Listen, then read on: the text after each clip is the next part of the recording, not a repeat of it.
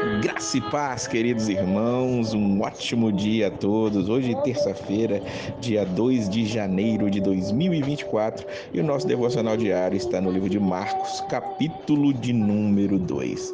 Marcos vai trazer à tona agora muitas controvérsias que Jesus teve com os religiosos ali em sua época, os fariseus, saduceus, doutores da lei, os sacerdotes, sinédrios, escribas, muitos ali vieram contra Jesus. Esses que deveriam interpretar a Bíblia e conseguir ver Jesus ali naquele momento, eles estavam criando situações complicadas para Jesus. Nós não podemos, a princípio, julgá-los tão duramente, porque muitos outros falsos cristos, falsos salvadores, falsos messias haviam tentado assumir essa posição ali naquela época. E eles estavam esperando o Messias de poder político, de poder militar, mas não foi assim que Jesus veio. E eles ali, como disse, a gente não deve ser tão duros com eles de início, mas, porém, contudo, todavia, nós vamos ver que com o passar do tempo eles vão continuar perseguindo a Jesus, são esses que vão levar Jesus à crucificação no fim das contas, e eles não conseguiram perceber que tudo que Jesus fez foi para a glória e louvor do nome de Deus. Nenhum deles conseguiu perceber Jesus. Quer dizer, nenhum é muito generalizar demais. Alguns deles se converteram ali, alguns deles entenderam a Jesus, e nós vamos ver isso no decorrer dos nossos devocionais. Nós vamos ver que primeiro Jesus gera controvérsia entre eles ali ao perdoar pecados. Olha o que diz os versículos 7 e 8. Por que esse homem fala dessa maneira? Ele está blasfemando. Quem pode perdoar pecados senão um só, que é Deus? Em que contexto está acontecendo?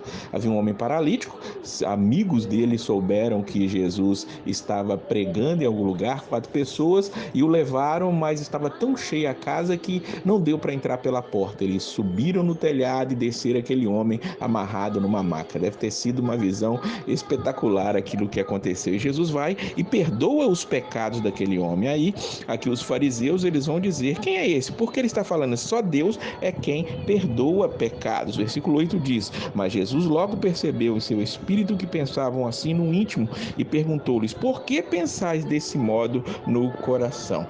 Aqui nós vamos ver que a autoridade de Jesus no sentido de perdoar pecados vai ser comprovada pela cura. O versículo 9 diz: o que é mais fácil dizer ao paralítico: os teus pecados estão perdoados, ou levante, toma a tua maca e anda? Jesus fez as duas coisas: perdoou o pecado e mandou aquele homem se levantar, tomar a sua maca e ir para casa. Foi o que aconteceu ali. Nós vamos ver também que Jesus causa controvérsia ao estar com pecadores, com publicanos, com pessoas que eram rejeitadas por aqueles religiosos.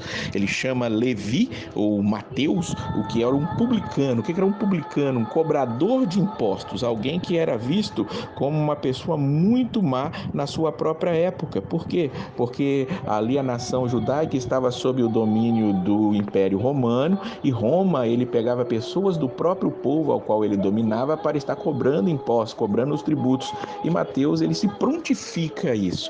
Não é algo imposto àquelas pessoas, elas se voluntariam a estar fazendo isso, e por isso eram pessoas execráveis aos olhos dos outros judeus, mas Jesus o chama e ele vai segui-lo, e isso é espetacular e maravilhoso. Mas quando ele chama Levi, ele vai para a casa dele, e ali é uma grande festa, e Jesus está ali com aquelas pessoas. Veja comigo os versículos 15 e 16, quando Jesus estava à mesa na casa de Levi, estavam também ali muitos publicanos e pecadores sentados junto dele e de seus discípulos, pois eram um grande número e o seguiam.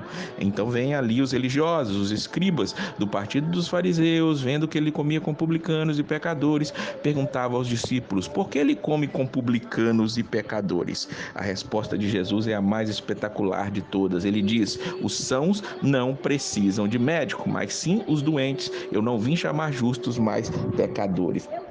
Ele mostra o que os religiosos daquela época se sentiam, como autossuficientes, como pessoas que não precisavam da ajuda de ninguém. E Jesus vem para ajudar, mas eles ali desprezam a Jesus, porque ele está ali com pecadores, as pessoas que realmente veem que precisam dele. Jesus também vai causar controvérsia ao não fazer o que os religiosos estavam fazendo. Olha o que diz o versículo 18: os discípulos de João e os fariseus estavam jejuando e foram perguntar-lhe por que os discípulos de João e os os fariseus jejuam, mas os teus discípulos não. Eles esperavam que o Messias, que Jesus, seguisse as suas próprias regras. Eles tinham uma visão de santidade e achavam que Jesus tinha que fazer aquilo. Mas a resposta de Jesus vem nos versículos 19 e 20. Acaso os convidados para o casamento podem jejuar enquanto o noivo está com eles? Enquanto o noivo está com eles, não podem jejuar, mas chegarão os dias em que o noivo lhes será tirado, naqueles dias jejuarão. Enquanto Jesus estava nessa terra, ele diz, eles não precisam jejuar. Eu vou partir, e aí eles jejuarão. É o que nós fazemos hoje nos nossos dias. Mas o ensino principal de Jesus está nos versículos 21 e 22, porque aqueles religiosos não conseguiam entender que ali era um novo mandamento, era uma nova vida, era uma nova criação que estava diante deles. Versículos 21 e versículo 22. Ninguém costura remendo de pano em roupa nova. Por quê? Porque o remendo novo se desprenderá da roupa velha e o rasgo será ainda maior, E ninguém põe vinho novo em recipiente de couro velho, porque o vinho novo romperá o recipiente de couro e se perderão tanto o vinho quanto o recipiente de couro. Mas põe-se vinho novo em recipiente de couro novo. As ilustrações que Jesus traz aqui, tanto da roupa quanto do vinho, é que se colocar vinho novo, alguma coisa nova em alguma coisa velha, aquilo vai se romper. Ou seja, o ensinamento de Jesus está vindo para trazer uma revolução total. Não é mais um emendo, mais uma coisa para se colocar dentro da religião judaica. Não, é algo novo que Jesus está trazendo, porque está mostrando que aquilo que eles interpretavam estava errado. E por fim, ainda neste capítulo, há controvérsia em relação ao sábado, e nós vamos ver muito isso acontecer.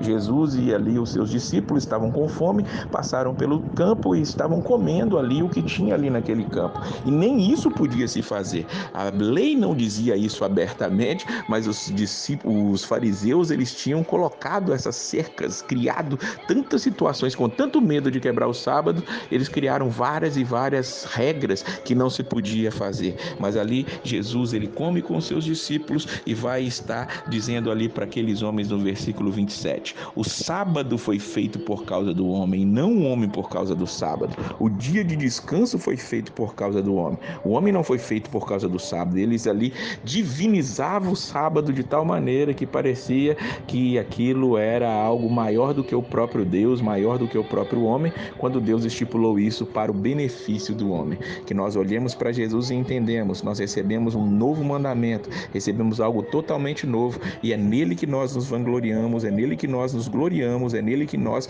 nos deleitamos, em Cristo Jesus, o nosso Senhor. Que Deus abençoe esse dia e a paz do Senhor.